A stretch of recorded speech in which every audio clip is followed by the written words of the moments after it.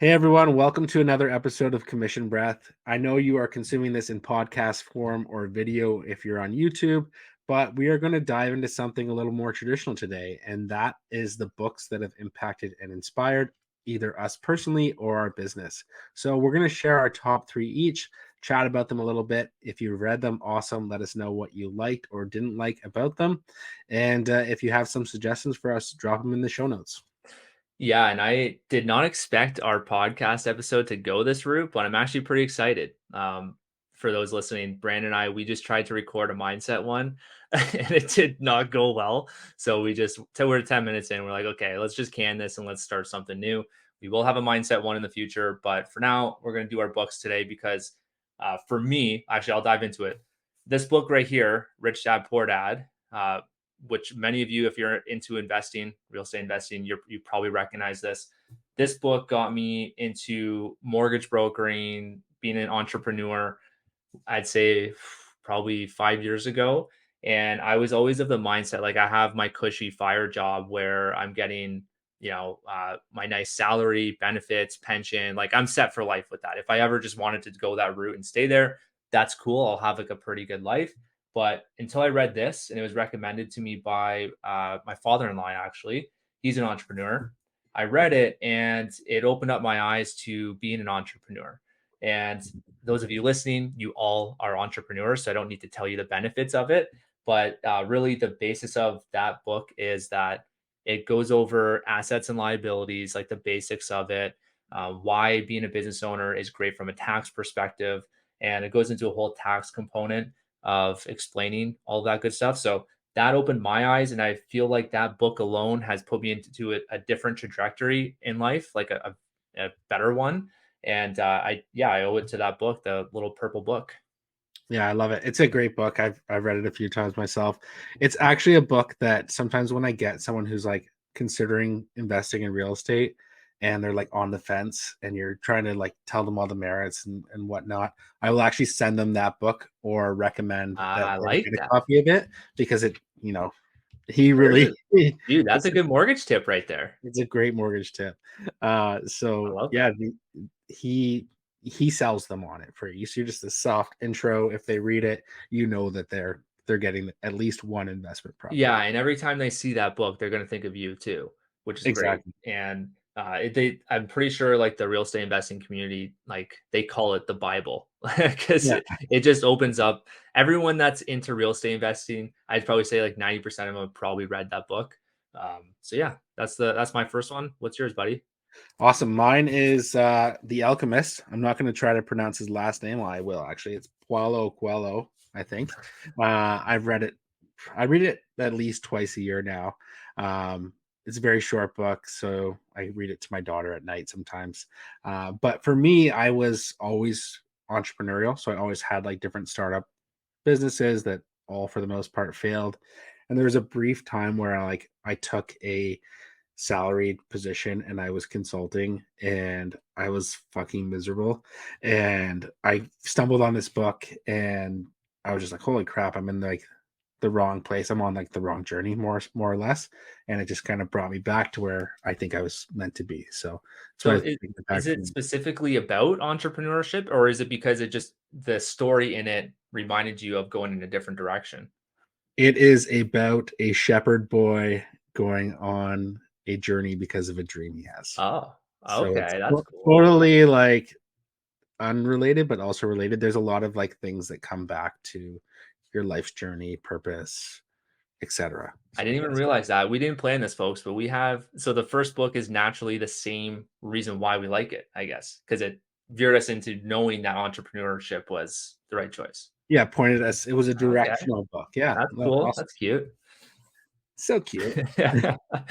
And what's your second one? My second one is why we sleep. So, sounds weird. Why am I holding up a book for those looking and watching YouTube? Why am I holding up a book about sleep? Well, I don't get much of it these days because I have a 6-month-old son. But before I had a son, I was getting a lot of it and deep quality sleep, which improved the rest of my life in every facet. So I first found this guy on a Joe Rogan podcast. His name is Matthew Walker. He's pretty much a scientist all around sleep. Like he researches sleep like crazy, and he knows like the best tips and tricks on how to get the best sleep. He's done all the science behind of why it's beneficial for you, and um, I just loved reading it because I learned a lot about sleep, and people kind of discount it. Like I can't stand seeing the stuff out there that says like all the motivational speakers saying like, "Oh, you don't need sleep." Like I had 2 hours of sleep last night. I'm firing all cylinders. Like that stuff bugs me because like everyone needs their sleep. Doesn't matter who you are, you need your 7 to 9 hours of sleep.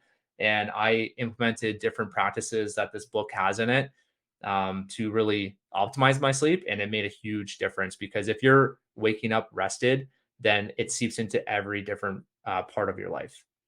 Yeah, that's one I definitely have to read. Some of us know that I'm a lifelong sleepwalker and like horrible sleeper. So I did actually download his audiobook on Audible, Nice. but I was like, it wasn't working for me. I So can't remember if he has a part on it about sleepwalking. He might actually.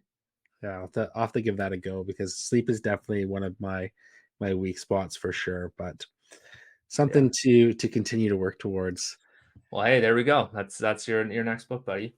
There you go. What's yours? What's your second? So my second one is the Almanack of Naval Ravikant. This has been on my bedside table for over a year now. I flip through it almost nightly. There's just like he's a successful entrepreneur. So this guy Eric Jorgensen, probably mispronounced that, built took all of his like tweets, blogs, things he said, and compiled it into this book with him. Okay. It talks everything from like building companies, wealth to health, happiness. And one of his like key ideas that I've really taken a lot from was to play long-term games with long-term people.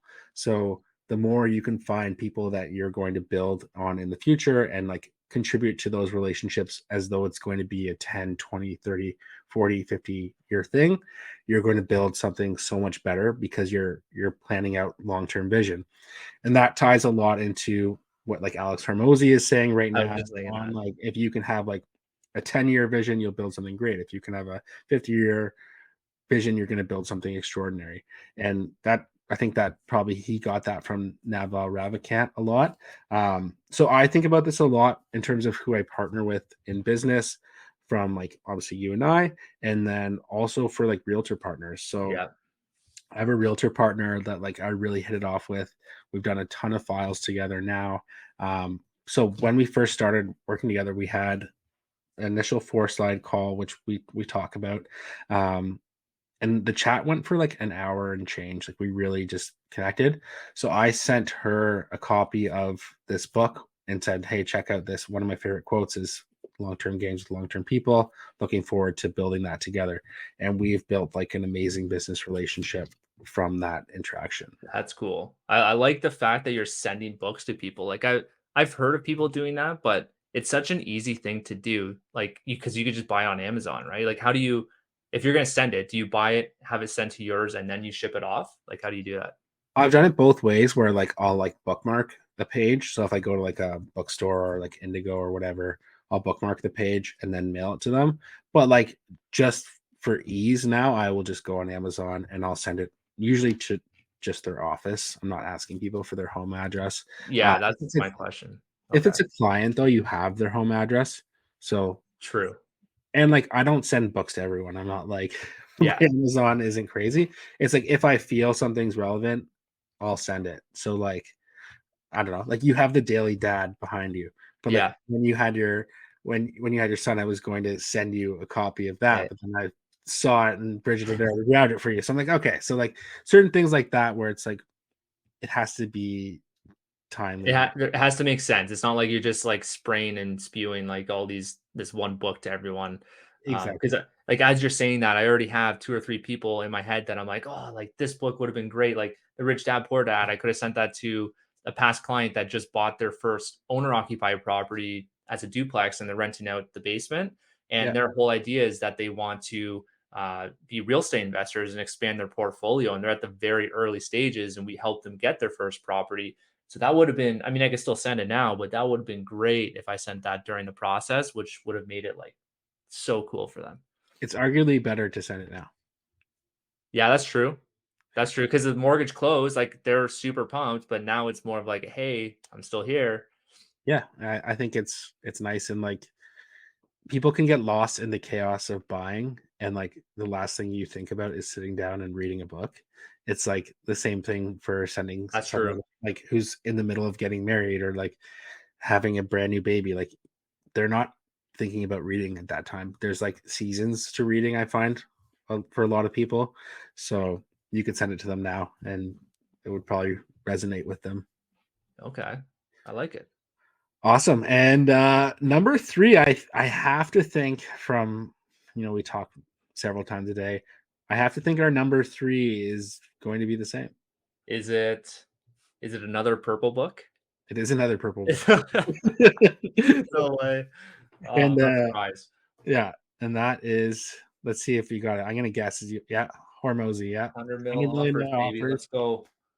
So I'll let you dive into Hormozy in a sec, but I think for me, I think he just strips everything down to such a simple way to look at it, and there's no fluff, there's no bullshit. It's like, this is how to do it, this is why, this is where you'll encounter that won't necessarily work out, and this is how to handle it. And it's just such an easy way to take content in and then also implement it. Yeah, exactly. And to give you context, like Hermosi, for those of you who don't know who he is yet, because I'm sure you probably will run into some of his social media at some point. He's a multi. Is he a billionaire yet? No, journey to building a Ah, billion dollar okay, so business. he's not legit. So he's multi-millionaire, and he's built up 3 or 4 companies from the ground up and made them into multi-million dollar companies. So he knows a thing or two in terms of building up businesses. And when I first listened to him, I didn't really think a lot of it applied to our industry, because like a lot of it he talks about like building up a product, or sorry, building up an offer for your product. And for me, it's like, oh, we offer like free services, like it's a mortgage, it's not really a product. But you know who actually has a good outlook on that is Ryan Wiley. He listens to him quite a bit too, and I'm pretty sure he has training in 10 loans. So shout out to 10 loans, where he goes over how to assemble your offer for clients, like as a mortgage broker.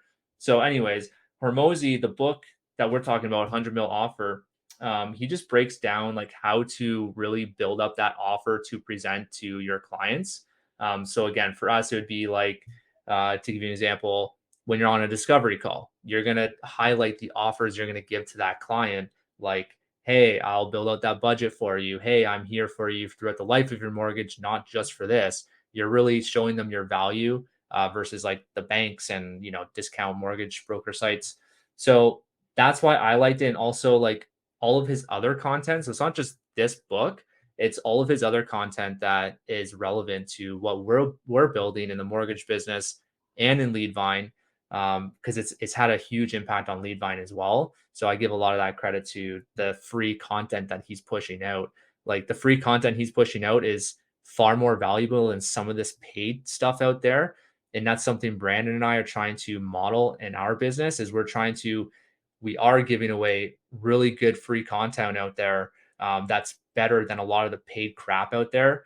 And that's what we're doing. We're giving out that free content in the hopes that you enjoy it, you love it, you consume it, and in the future you will partner with us in Leadvine. So that really has an effect on our business too.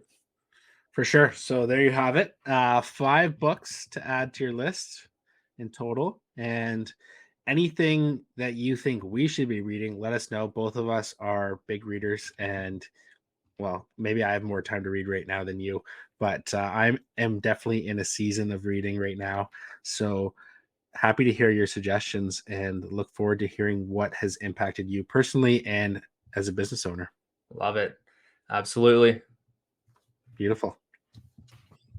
All right. See you on the next one. Sayonara.